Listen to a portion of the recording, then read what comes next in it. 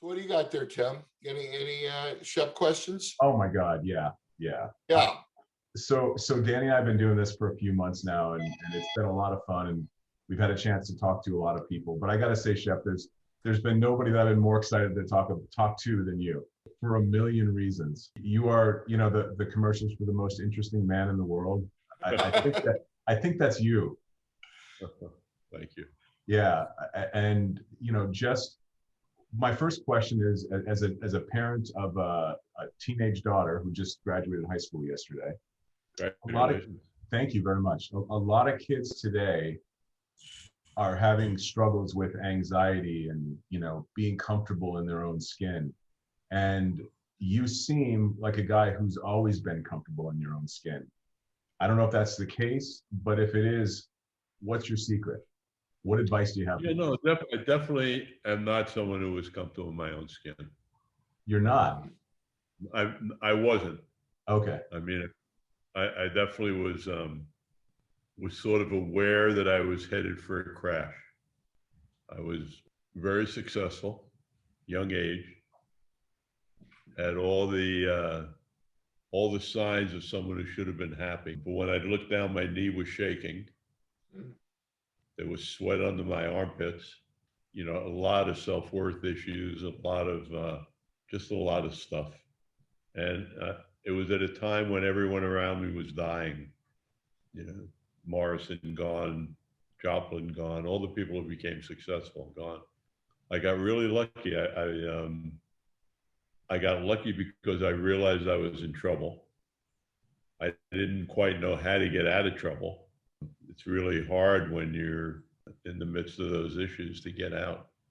And I think most people go through at some point to some degree, some kind of issue like that. For me, I got really lucky. I had an epiphany moment in a room with a lot of people who should have been happy but weren't. And a guy walked into the room who seemed really happy. And he seemed really powerful. He was the power source in the room that moment. And I said, I want to be him, not them. How do I become him? Let me see if he'll let me hang out with him and see how do you get happy? And it was a chef named Roger Berger. And he let me hang out with him, and I started to get a sense of his path to happiness, which sort of related to I had been searching for a while once I realized that I wasn't headed in a good direction. So there was a philosopher named Joseph Campbell who talked about taking 20 minutes a day, going in a room or someplace and doing something you loved. That could be reading a book, it could be listening to music, it could be combing your hair, whatever it was. And I never quite understood that completely until I started to spend time about Mr. Verger, who he happened to be a chef. And the joy he had when he cooked a meal for somebody was so different than the joy I had seen from like an agent raping a promoter. The derivation of the joys was so different. So service, which is a word I had heard my whole life, that service made you happy. I saw it in act. I was lucky enough to see it in action. And then I just kept looking for more mentors. I looked for happy people. I had the fortune of being in a room with the Dalai Lama. He had that same joy that the chef had when I was in the room with him. I figured out a way to be close to him and see what made him happy. And it was service and compassion. All the same things that made Mr. Verger happy, the same things that every religion tells you make you happy. The same thing, that they all say it, it's just hard to hear it or understand it. And by practicing it, I actually became much more comfortable in my skin. So I think, it's like everything else, it's work. It's not, oh, I'm going to be happy. Right. Oh yeah, let me take this pill. I took enough drugs to know that you can't take a snort to make you happy.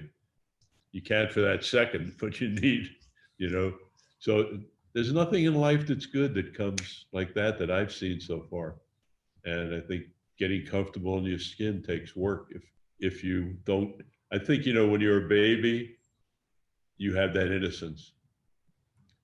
But we all get beat up in so many ways along the way that by the time you get to be an adult taking care of yourself, you've lost all that innocence and you're just completely confused about, what am I doing here?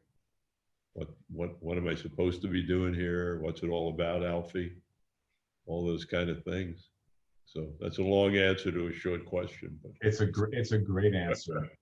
And so, you know, just to summarize, for anybody who's having struggles from a happiness standpoint, anxiety, I heard two things. One, you know, find something that makes you happy.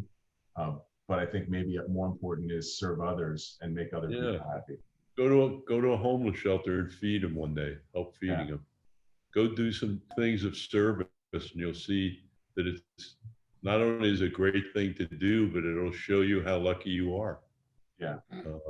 You know, and start to get you to appreciate the gifts that you have.